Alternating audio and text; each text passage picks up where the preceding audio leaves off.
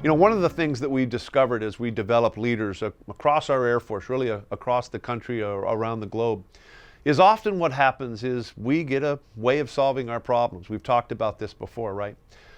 In entrenched thinking, the problem that we have is that our brain will take in information and we will see a certain perspective or a certain way of doing things, and we kind of get stuck on that. And it's very difficult for us to get ourselves off of that position, that perspective, that entrenched thinking, if you will.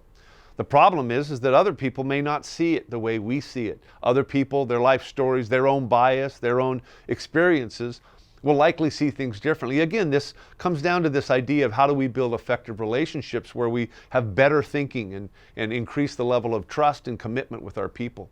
Well, that requires some inclusiveness in the relationships that we build as leaders. I want you to take a look at this picture that I've got out in front of you here. Just take a look at it and try to decide for yourselves what you think it may be. If you already know what this is, don't be a party spoiler in the room. Just let other people try to work their way through what it may look like. Just take a look at it and your brain will begin to try to find images. This is similar to like maybe staring at clouds and finding what that image may look like. Some of you may be thinking that you're seeing some shot of Baghdad or some shot of some geography from a satellite space shot. I've heard other people say, oh, this is looks like a footprint in the snow. Other people say an MRI or an X-ray. All of these things are the way your brain is trying to take this perception in and make sense of it. This is called intellectual coping. How do I take the information in and then make sense of it? Interestingly enough, this isn't any of those things. This is a very clear and common object. Anybody get what it is yet? I'll give you a hint. It's a common animal. It's a common farm animal. Anybody see it? Well, let me give you a hint. Let me show you. Let me outline this for you. You see here are the two ears, and here's the face, and here's the two eyeballs. Those two eyeballs are staring at you. You can see the nostrils at the bottom. This is actually a cow that's looking straight at you, and his head's over the top of a fence. You can see the pickets of the fence there by his neck. But here's what's interesting about this. Now that we all see that this is a cow, and it's quite amazing how that picture now comes out of this. Here's what I want you to try to do now.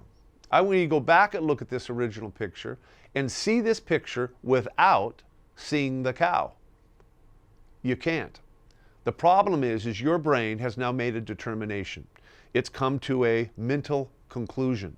And so now when it sees this, even though 15 seconds ago you thought it was a happy snap from space of some geography or an MRI or an X-ray, we see that it's in fact a cow. And your brain now will no longer allow you to be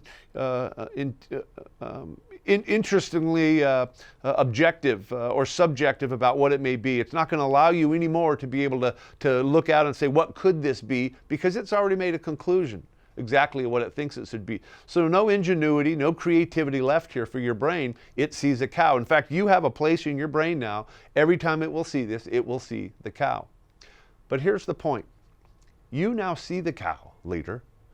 But let's say this is a new policy or a new experience or a new dynamic that you have to share with your people. And none of them see the cow. In fact, they'll look at it and they may convince themselves they do see a picture from space, or they do see an MRI or an X-ray picture. And you could be communicating to them about what it is that you are convinced you see here. And they could be agreeing with you because they think they're convinced about what they see. And in reality, we're talking right past each other. This entrenched thinking, if you will, where we're stuck on a perspective that other people may not have, can really cause and be a big problem in what we call miscommunication, where what I see and how I communicate what I see is different from what you see, therefore you will communicate differently. We need to take this into account as leaders and realize that perspective and how we see the world around us is vitally important to effective communication, which leads to better relationships of trust, which ultimately leads to increased levels of commitment and loyalty.